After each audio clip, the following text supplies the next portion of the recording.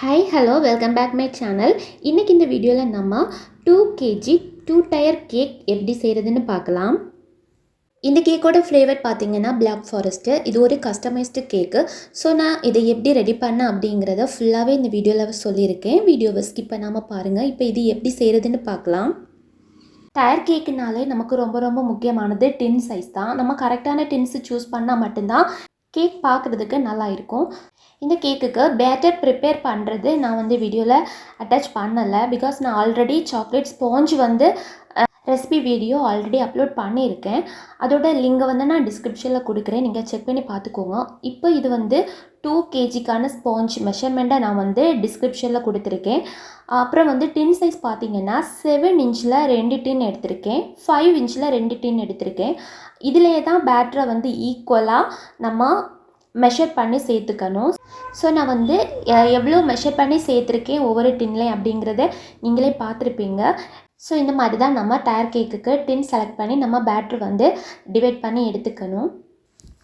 இப்போ நம்ம எல்லா டின்லையும் டிவைட் பண்ணி சேர்த்ததுக்கு அப்புறமா ஒரு ஸ்க்யூர் வச்சு நல்ல பேட்டரை லெவல் பண்ணி விட்டுக்கோங்க. டேப் பண்ணிவிட்டு ஏர் பபிள்ஸ் எல்லாம் ரிமூவ் பண்ணதுக்கப்புறமா நம்ம பேக் பண்ணி எடுத்துடலாம். இதோட பேக்கிங் டைம் 170 டிகிரி டெம்பரேச்சரில் 30லேருந்து 35 மினிட்ஸில் நமக்கு பேக்காய் கிடைக்கும். நீங்கள் செக் பண்ணி பார்த்துட்டு கூட எக்ஸ்ட்ரா டைம் கொடுத்துக்கலாம். இப்போ நல்லா கூலானதுக்கப்புறமா நம்ம டிமோட் பண்ணி அந்த ஸ்கின் லேயர் எல்லாம் ரிமூவ் பண்ணி எடுத்துக்கலாம். அப்புறம் பார்த்திங்கன்னா இப்போ நம்ம இதுக்கு போர்டு எந்த மாதிரி எடுக்கிறதுன்னு பார்த்திங்கன்னா, இது 2 கேஜி வெயிட் இருக்கிறதுனால ஒன்று நம்ம ட்ரம் போர்டு எடுத்துக்கணும். நமக்கு டயர் கேக்குக்கு அது மாதிரி வெயிட்டான கேக்குக்கு கேக் மெட்டீரியல் ஷாப்பில் வாங்க கிடைக்கும், ட்ரம் போர்டு அப்படின்னு கிடைக்கும். இதுக்கு 10 இன்ச்சிலான ட்ரம் போர்டு நமக்கு கரெக்டாக இருக்கும். இப்போ நான் நார்மல் 1 கேஜிக்கு யூஸ் பண்ணுறேன் 10 இன்ச்சு போர்டை தான் 2 எடுத்திருக்கேன். இந்த மாதிரி டபுள் சைடு டேப் ஒட்டி நம்ம அதை 2 போர்டு வச்சு எடுத்தோம் அப்படின்னா நமக்கு இந்த கேக்கோட வெயிட்டுக்கு கரெக்டாக இருக்கும். இந்த கேக் பார்த்திங்கன்னா அவங்க லோ பட்ஜெட்டில் தான் கேட்டிருந்தாங்க. ஸோ நம்ம ட்ரம் போர்டெல்லாம் அதுவே பெரிய அமௌண்ட் வரும். ஸோ நம்ம அதுக்கேற்ற மாதிரி இன்க்ரீடியன்ஸ் எல்லாமே சூஸ் பண்ணிக்கணும். இந்த போர்டு பார்த்திங்கன்னா நம்ம 2 போர்டு வைக்கிறப்போ ஒரு 25லேருந்து 30 ருபீஸ்க்குள்ளே தான் வரும். இதுவே ட்ரம் போர்டு வாங்கினோம் அப்படின்னா 100 ருபீஸ்க்கு மேலே தான் வரும். தென் நம்ம ஒவ்வொரு டின்லேயும் இருக்கிற அந்த கேக்கை 2 ஸ்லைசஸாக போட்டு டோட்டலாக 7 இன்ச்சில் 4 ஸ்லைஸ், தென் 5 இன்ச்சில் 4 ஸ்லைஸ், இந்த மாதிரி தான் நான் கட் பண்ணி எடுத்திருந்தேன். இப்போ இதை நம்ம எப்பவும் போல தான் க்ரம் கோட் முடிச்சுட்டு நல்லா செட் ஆனதுக்கு அப்புறமா அடுத்ததாக நம்ம ஃபைனல் கோட் கொடுத்து எடுத்துக்கலாம். இதில் மெயினாக டயர் கேக் நம்ம எந்த மாதிரி செய்யணும் அப்படிங்கிற டிப்ஸ் தான் இருக்கும். மற்றபடி எல்லாத்துக்குமே நான் தனித்தனியாக வீடியோ போட்டிருக்கேன். உங்களுக்கு ஐசிங் பண்ணுறதாகட்டும், இல்லை கேக் ஸ்பாஞ்ச் ரெடி பண்ணுறதாகட்டும், க்ரீம் ரெடி பண்ணுறதாகட்டும், எல்லாத்துக்குமே தனித்தனியான வீடியோஸ் இருக்குது. நீங்கள் பர்டிகுலராக அது வேணும் அப்படின்னா அதை போய் கூட பார்த்துக்கலாம். இது ஒரு கஸ்டமைஸ்டு கேக்கு ஆல்ரெடி நான் சொல்லியிருப்பேன். ஸோ அவங்க இந்த மாதிரி ஒரு பிங்க் ஷேடில் தான் சொல்லியிருந்தாங்க. ஸோ க்ரீமில் கொஞ்சமாக கலர் ஆட் பண்ணிவிட்டு இதை மெயின் கோட் கொடுத்து எடுத்துக்கலாம்.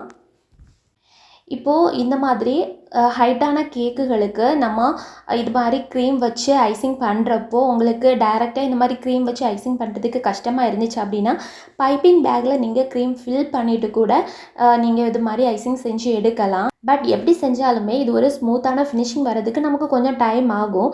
நான் இந்த வீடியோவில் 1-2 டைம்ஸ் போட்டு காமிச்சிருக்கேன்னா இது டோட்டலாக ரெடி பண்ணி எடுக்கிறதுக்கு ஒரு 4-5 தடவையாவது நான் இது மாதிரி ட்ரை பண்ணியிருப்பேன்.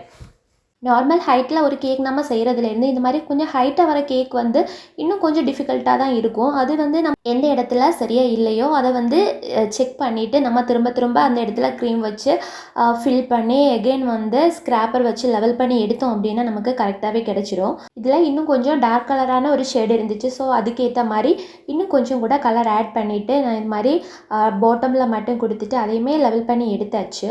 இப்போ இதை நம்ம ஃப்ரிட்ஜில் செட் பண்ண வச்சுருந்தோம். இதில் முக்கியமாக நம்ம நோட் பண்ண வேண்டிய விஷயம் ஒன்று இருக்குது. என்னென்னு பார்த்தீங்கன்னா இது நமக்கு டாப்பில் வர டயர் தான். இதை நார்மலாக ஏதாச்சும் ஒரு போர்டில் வச்சு நம்ம ஐசிங் பண்ணி எடுத்ததுக்கப்புறமா அந்த போர்டை எப்பவும் போல் நம்ம க்ளீன் பண்ணுவோம் இல்லையா, அதுக்கு அடுத்ததாக அந்த கேக்கோட எட்ஜு வரைக்கும் அந்த ஸ்க்ராப்பர் லைட்டான ஒரு ஸ்க்ராப்பர் வச்சு நம்ம இது மாதிரி விட்டு எடுத்தோம் அப்படின்னா நம்ம அந்த கேக்கை ஃபைனலாக எடுக்கிற டைமில் நமக்கு க்ளீனாக அந்த கேக்கு இலகி வந்துடும். அப்படி இல்லைன்னா அந்த க்ரீம் போர்ட்லேயே ஒட்டிடும். ஸோ அந்த மாதிரி விட்டு எடுத்துக்கோங்க. நான் ஃபைனலாக திரும்பவும் காண்பிக்கிறேன். இப்போ அதே போல் பாட்டம் கேக்கும் ரெடி பண்ணி எடுத்தாச்சு.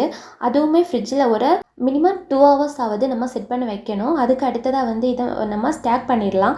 இப்போ வந்து கேக்கோட ஹைட்டை செக் பண்ணிவிட்டு 3 டவல்ஸ் வந்து இன்சர்ட் பண்ணணும். கேக் ஸ்டாக் பண்ணாமல் கூட பாருங்கள், இந்த பேலட் நைஃப் வச்சு பாட்டமில் லைட்டாக இந்த மாதிரி நம்ம ஒரு மார்க் கொடுக்கணும். அப்போ தான் கரெக்டாக அந்த கேக் வந்து நமக்கு இறங்கி வரும். அப்படி இல்லைன்னா நான் ஃபஸ்ட்டே சொன்ன மாதிரி அந்த க்ரீம் வந்து போர்டில் வந்து ஒட்டி இருக்கும். அப்போ நமக்கு கொஞ்சம் அந்த க்ரீம் விட்டு போகிறப்போ கிளியராக இருக்காது, பார்க்குறதுக்கு க்ளீனாக இருக்காது. ஸோ அதனால தான் இப்போ சென்டரில் ஒரு ஸ்கொயர் வந்து நம்ம இன்சர்ட் பண்ணிவிட்டு இந்த மாதிரி தான் நம்ம கரெக்டான ப்ராசஸ் இது தான். இந்த மாதிரி எடுக்கிறப்போ கேக்கு வந்து கீழே விழுகிறதுக்கு வாய்ப்பில்லை. இப்போ நம்ம கரெக்டாக அந்த சென்டர் போர்ஷனில் வந்து வைக்கணும். இது வீடியோ வந்து ரெக்கார்ட் பண்ணது அவுட் ஆஃப் ஃபோக்கஸ் போயிடுச்சு. ஸோ அதான் அந்த டாப்பில் வந்து ரெக்கார்ட் ஆகலை. ஸோ பார்த்திங்கன்னா தெரியும், நம்ம வச்சுட்டு இது மாதிரி போர்டில் லைட்டாக டேப் பண்ணுறப்போ அது சரிஞ்சு இருந்தால் கூட லெவல் ஆகிக்கும். இதில் கவனிக்க வேண்டிய இன்னொரு விஷயம் என்னென்னா, டர்ன் டேபிள் மேலே வச்சு கேக் ஸ்டாக் பண்ணவே கூடாது. ஹெல்ப்புக்கு யாரும் இல்லை அப்படின்னா, நானும் கொஞ்சம் வெயிட்டான கேக் அந்த மாதிரி செய்கிறது கிடையாது. இந்த டைம் தான் ஏதோ ஞாபகம் மறதியில் அது மேலேயே வச்சேன். பட் இது கொஞ்சம் கஷ்டமாக தான் இருக்கும் நமக்கு. அது வந்து டர்ன் ஆகிட்டே இருக்கும் வைக்கிறப்போ. அந்த மாதிரி உங்களுக்கு ஏதாவது கஷ்டமாக இருந்துச்சுன்னா மேலே வைக்கிறப்போ கொஞ்சம் அந்த ஸ்பேஸ் வந்து நீங்கி வந்துருச்சுன்னா, நம்ம சென்டரில் ஒரு குச்சி பிடிப்போம் இல்லையா, அதை வந்து அப்படியே எடுக்காமல் அதை வச்சுக்கிட்டே நம்ம கொஞ்சம் கொஞ்சம் மூவ் பண்ணி வைக்கலாம். அது டேண்டபிளில் இருக்கிறப்போ கண்டிப்பாக வைக்க முடியாது. ஸோ வந்து நீங்கள் வெயிட்டான கேக் அப்படின்னா கீழே வச்சே ட்ரை பண்ணலாம். அதுக்கு அடுத்ததாக டோட்டலாக அந்த கேக்கோட ஹைட்டுக்கு நம்ம ஒரு ஸ்கொயர் வந்து கரெக்டாக சென்டரில் இன்சர்ட் பண்ணணும். இப்போ வந்து கேக்கு சூப்பராக ஸ்டாக் பண்ணியாச்சு. இன்னும் கொஞ்சம் நாசல் ஒர்க்கு அதையும் முடிச்சுட்டு டெக்கரேஷன் ஒர்க்கை வந்து ஸ்டார்ட் பண்ணிடலாம். இந்த பட்டர்ஃப்ளை நம்ம எப்படி ரெடி பண்ணோம் அப்படிங்கிறது வந்து இதோட ஷார்ட்ஸ் நான் வந்து போட்ட டைம்லையே ஒரு சிலர் கேட்டிருந்தீங்க. இது எப்படிங்கிறத இப்போ நம்ம பார்க்கலாம். இது ரெடி பண்ணுறது கூட ரொம்ப சிம்பிள் தான். இது எப்படிங்கிறத இப்போ பார்க்கலாம். இப்போது இது போல் நம்ம பட்டர்ஃப்ளை வாங்குகிற டைமில் வித் ஸ்டெம்னு கூட ஒரு சிலது கிடைக்கும். அப்படி இல்லைன்னா கூட நம்ம நார்மலாக ஸ்டெம் ஒயர்னு பேக்கிங் மெட்டீரியல் ஷாப்லேயே நம்ம வாங்கிக்கவும் முடியும். ஒரு சில பேக்கில் இது மாதிரி ஸ்டெம்மோடவே நமக்கு வரும். ஸ்டிக்கர் கூட கொடுத்துப்பாங்க. அப்படி இல்லைன்னா நீங்கள் தனியாக வந்து ஸ்டெம் ஒயர் வாங்குறீங்கன்னா செல்லோ டேப் கூட யூஸ் பண்ணிக்கலாம். இப்போ அதில் ஒரு பீஸ் ஸ்டெம் ஒயர் எடுத்துகிட்டு இது போல் ஒரு பென்னு வச்சு நம்ம இதை சென்டரில் கொஞ்சம் 2 எண்ட்லையும் கொஞ்சம் ஸ்பேஸ் விட்டுட்டு நம்ம இது போல் சுற்றி எடுத்தோன்னா நமக்கு கரெக்டான லெவலில் வந்து பாருங்கள் இப்படி கிடைக்கும். இப்போ நம்ம கொஞ்சம் குட்டியாக வைக்கணுன்னாலோ இல்லை கொஞ்சம் ஹைட்டாக வைக்கணுன்னாலோ அதுக்கேற்ற மாதிரி நம்மளாவே அட்ஜஸ்ட் பண்ணிக்கலாம். இப்போது 2 எண்ட்லையும் ஒரு எண்டில் பார்த்திங்கன்னா நம்ம அந்த பட்டர்ஃப்ளையை ப்ளேஸ் பண்ணணும். இன்னொரு எண்டை வந்து நம்ம கேக்கில் கொடுக்கணும். அவ்வளோதான், சிம்பிளாக வந்து முடிஞ்சிச்சு. இப்போ நம்ம செல்லோ டேப் வேணால் கூட இதில் ஒட்டி வைக்கலாம். இப்போ நான் செல்லோ டேப் கொடுக்கல, இதிலையே வந்து நமக்கு ஸ்டிக்கர் கொடுத்துருக்காங்க. அதை வந்து அந்த டிரான்ஸ்பரண்ட் பேப்பர் இருக்கும் பாருங்கள், அதை வந்து நம்ம ரிமூவ் பண்ணி எடுக்கிறப்போ அதில் சென்டரில் தான் அந்த க்ளூ இருக்கும். அதை வந்து நம்ம சும்மாவே அந்த பட்டர்ஃப்ளையோட பேக்கில் இது போல் ஒட்டி விட்டோன்னா இன்னொரு பேப்பர் அதில் இருக்கிற பேப்பர் வந்து அதுவாகவே இது போல் வந்துடும். ஸோ அதுக்கு அடுத்ததாக வந்து நம்ம அந்த ஸ்டெம் ஒயரை வந்து அதில் ஸ்டிக் பண்ணிடலாம். அது பார்க்குறப்போ இது எப்படி நிற்கும் அப்படிங்கிற மாதிரி இருக்கும். பட் ரொம்ப ஸ்ட்ராங்காக வந்து பேஸ்ட் ஆகிக்கும்.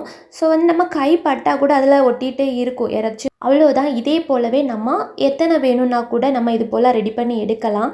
இதில் இன்னொரு மெத்தடு கூட இருக்குது. அது என்னென்னு பார்த்தீங்கன்னா, இந்த மாதிரி ஸ்ப்ரில்லாக இல்லாமல் நமக்கு வந்து லைட்டாக அந்த கேக்கோட சைடில் ஜஸ்ட்டு வைக்கிற மாதிரியான ஒரு டைப்பு. அது என்னென்னு பார்த்தீங்கன்னா, சேம் இதே போல் தான் நம்ம இது ஸ்டெம் ஒயரை அதில் பேஸ்ட் பண்ணதுக்கு அப்புறமா லைட்டாக இதை வந்து மடித்து விடணும். மடித்து விட்டுட்டு நம்ம கொஞ்சம் விட்டுட்டு பேலன்ஸை வந்து கட் பண்ணி எடுத்துடலாம். அப்போது சைடில் கேக்கோட சைடில் ஜஸ்ட்டு லைட்டாக வைக்கிற மாதிரியான டிசைன் இருக்குது அப்படின்னா நமக்கு யூஸ் ஆகும். டைரெக்டாக நம்ம கேக்கில் வந்து வைக்க வேண்டாம். இந்த மாதிரி வச்சோம் அப்படின்னா இன்னும் அது வந்து கொஞ்சம் பார்க்குறதுக்கு இன்னும் எலிகண்ட்டாக நல்லா இருக்கும். அவ்வளோதான். இந்த கேக் வந்து நம்ம ரெடி பண்ணுறதுலேருந்தே டெக்கரேஷன் வரைக்குமே எல்லாமே சொல்லியாச்சு. இந்த கேக் பார்த்திங்கன்னா ஆல்ரெடி நம்ம பண்ண ஒரு கேக்கோட ரீக்ரியேஷன் தான். அந்த கேக் பார்த்திங்கன்னா 5 kgயில் 2 டயராக சேம் இதே கலர் காம்பினேஷனில் தான் இருந்துச்சு. ஸோ அதே தான் சூஸ் பண்ணியிருந்தாங்க. இது வந்து 2 kgயாக கேட்டிருந்தாங்க. அதில் வந்து இதில் வச்சுருக்க இந்த பால்ஸ் எல்லாமே எடிபிளாக செஞ்சு வச்சது தான். பட் இதில் வந்து அவங்க கொஞ்சம் லோ பட்ஜெட்டில் கேட்டதுனால இது எல்லாமே இது மாதிரி ஃபாக்ஸ் பால் இது மாதிரி எல்லாம் தான் வைக்க வேண்டி இருந்துச்சு. ஸோ வந்து இந்த நாசல் ஒர்க்ஸ் எல்லாமே அதில் பார்த்திங்கன்னா ஃபாண்டன்ட்டில் ஃப்ளவர் செஞ்சு வைக்கிற மாதிரி தான் இருந்துச்சு. உங்களுக்கு இதில் ஏதாச்சும் டவுட் இருக்குது அப்படின்னா நீங்கள் கமெண்ட்டில் கேளுங்க, நான் ரிப்ளை பண்ணுறேன். இந்த வீடியோ உங்களுக்கு யூஸ்ஃபுல்லாக இருந்திருக்கும்னு நம்புகிறேன். மறக்காமல் லைக் பண்ணுங்கள். இப்போ தான் புதுசாக நம்ம வீடியோ பார்க்குறீங்க அப்படின்னா சப்ஸ்கிரைப் பண்ணுங்கள். அப்போ தான் நான் அடுத்தடுத்து போடுற வீடியோஸ் வந்து நீங்கள் மிஸ் பண்ணாமல் பார்க்க முடியும். இந்த மாதிரி கேக்குக்கு வந்து நம்ம ப்ரைஸ் எப்படி சூஸ் பண்ணுறது அப்படிங்கிறது கூட நிறைய பேருக்கு டவுட்டாக இருக்கலாம். இதோட ப்ரைஸ் டீட்டெயில்ஸ் வந்து நான் டிஸ்கிரிப்ஷனில் கொடுத்துருக்கேன். உங்களுக்கு தேவைப்பட்டுச்சுன்னா அதை பார்த்துக்கோங்க. தேங்க்யூ.